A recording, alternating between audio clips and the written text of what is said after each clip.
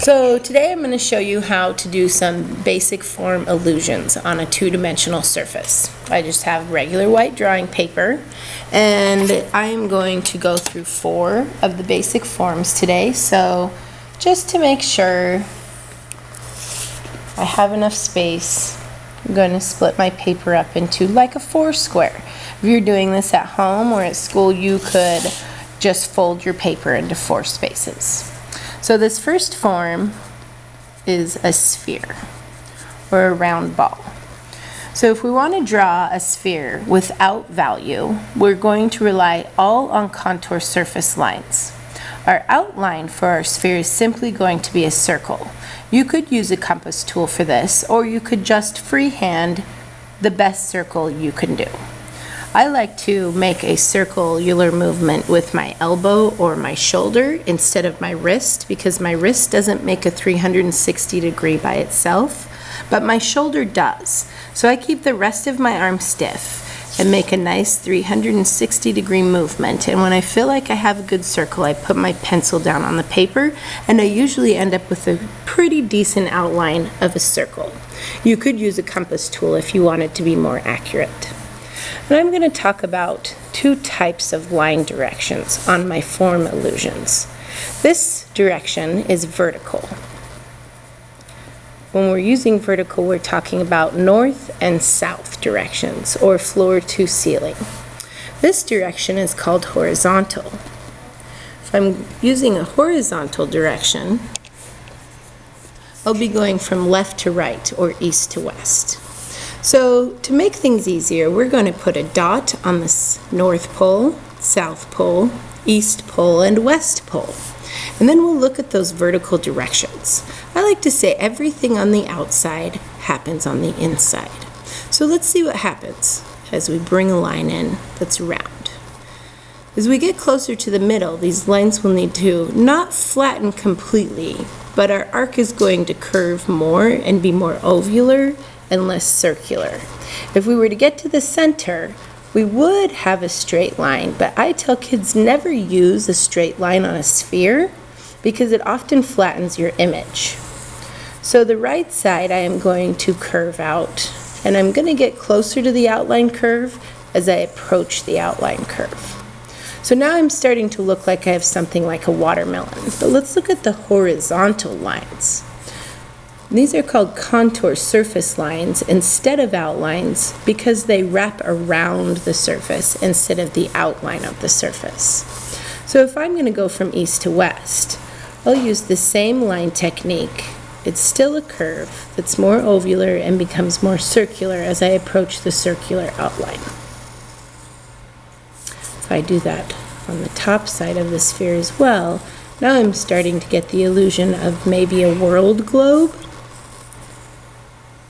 And so I have a more 3-dimensional object.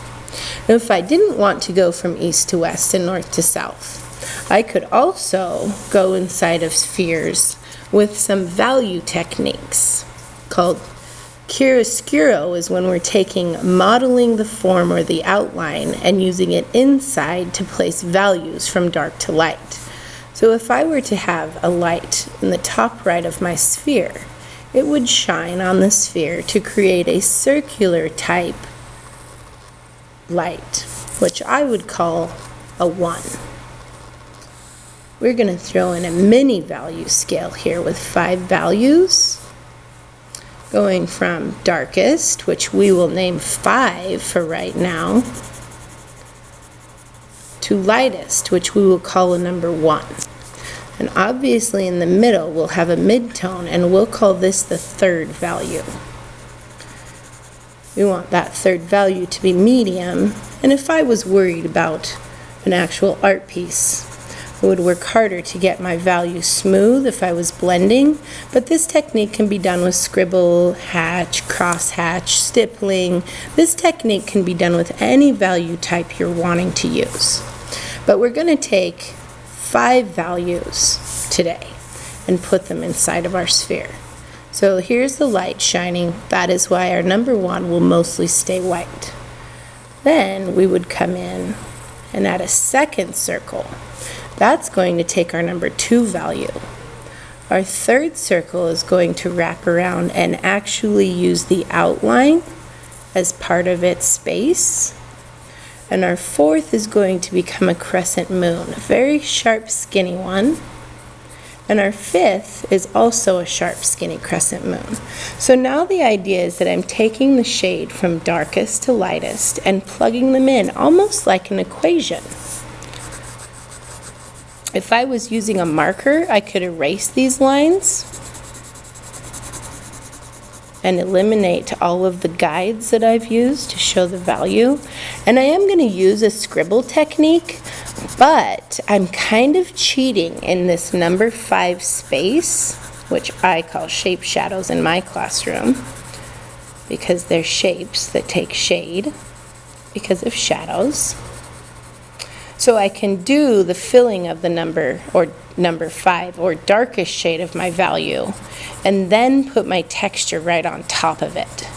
I am purposely leaving my outlines because I'm using a very high texture value technique, and if something has a texture inside of it, we usually see it on the outline.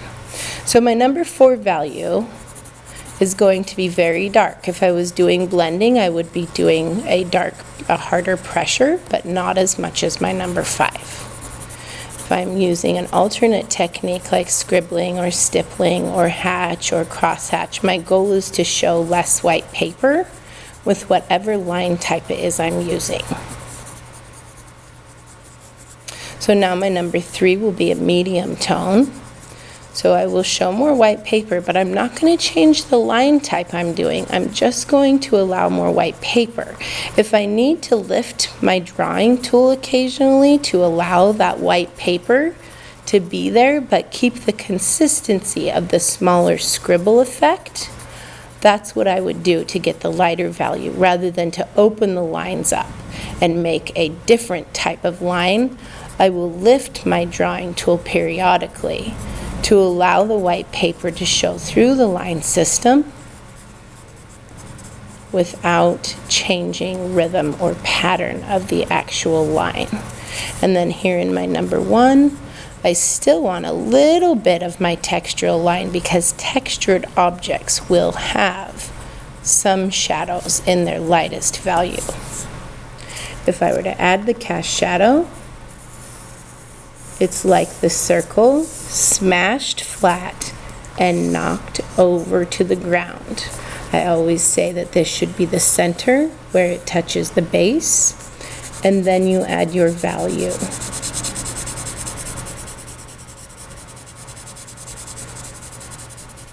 And that's our sphere. How many minutes was that?